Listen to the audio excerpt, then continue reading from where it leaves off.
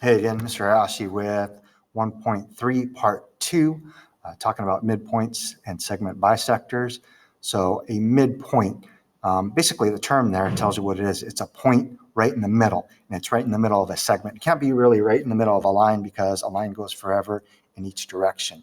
So a midpoint, even more specifically, is a point that divides a segment into two congruent parts. And I'll show you an example in a second.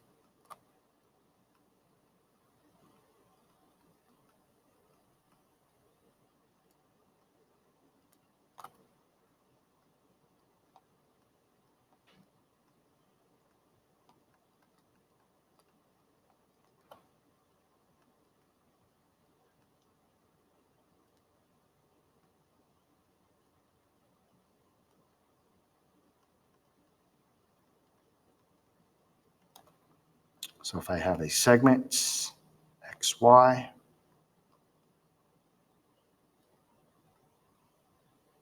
and if M is the midpoint of XY, and I don't know the specific length of XY, if you did know the length of XY, say it were like 10 centimeters, then the length of XM would be 5 centimeters. The length of MY would also be 5 centimeters. But to show, using tick marks, that M is the midpoint of XY, it's actually true that segment XM is congruent to segment MY. I could show that using 2 tick marks like that. So a midpoint divides a segment into 2 congruent parts. A segment bisector, to bisect something mathematically or geometrically means to cut it exactly into 2 congruent parts. So a point could be a segment bisector, but it's not the only thing that could be a segment bisector. Okay? I can make a ray. So if I extend where M is the endpoint of the ray, and I just put a point N on there, a ray could be a segment bisector. So if ray MN is a bisector of segment XY, then that ray cuts segment XY into 2 congruent parts. A line could also be a segment bisector as well. So I could extend this. It's supposed to be a straight line. I'm still getting used to, and I'll probably say this all semester long as well, the stylus pen here. But let's put a point P here. And there are a few ways that I can name this line. PN, if that's the line, would bisect segment XY. So PN or line PN could be a segment bisector. You could also label it line PM and so on.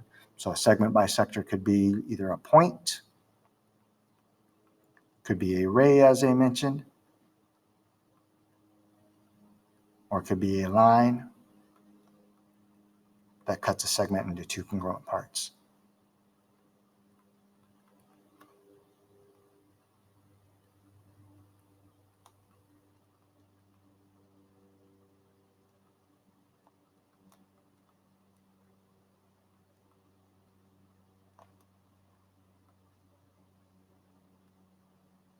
Normally in class, if you can't read something, you could ask me what something says. You can't ask me here, but you could probably just rewind, and I'll try to do my best on writing things out legibly.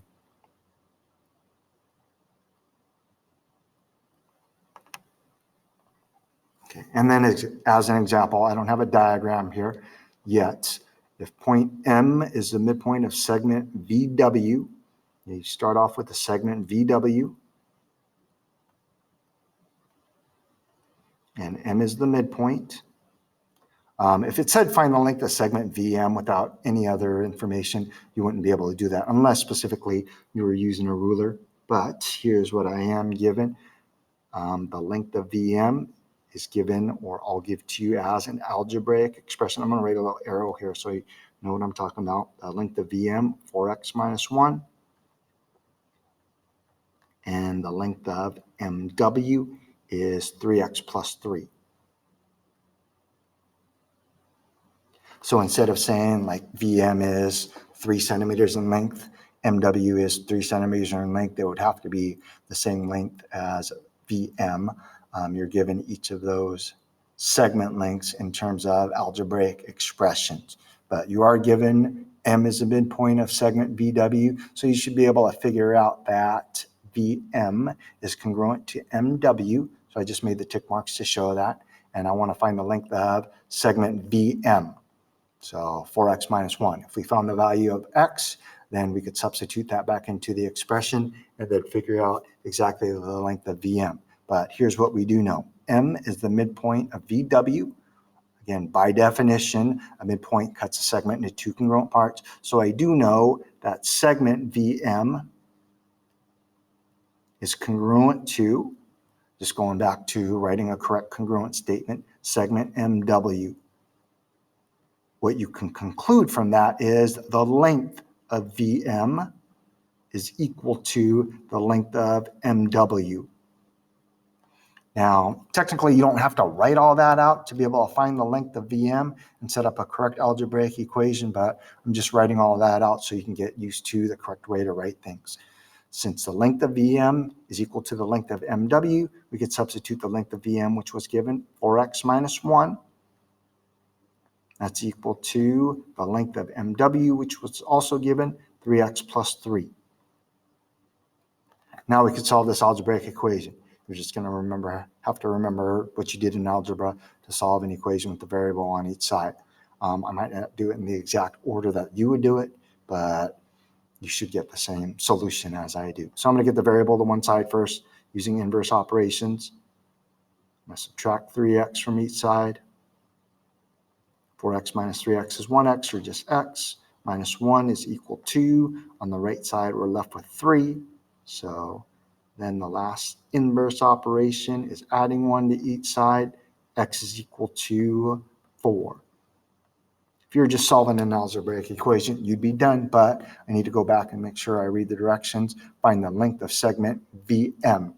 Could have also said something like find the length of segment VW. If you can find the length of segment VM, you could find the length of segment BW or MW. But since x is equal to 4, I could substitute it back into this algebraic expression to find the length of VM. 4x means 4 times x. We have the value of x is 4. I'll write everything out so you can see what I'm doing. 4 times 4, and then minus 1. Don't forget your order of operations or PEMDAS. Multiplication comes before subtraction. So 4 times 4 is 16. Minus 1. The length of VM is 15. So to write that correctly, the length of segment VM, I actually don't want a little segment symbol above because that would not mean length.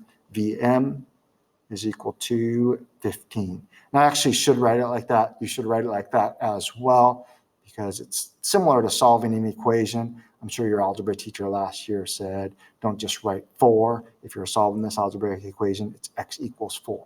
I'm finding the length of segment VM, so I would write it like this. VM, the length is equal to 15.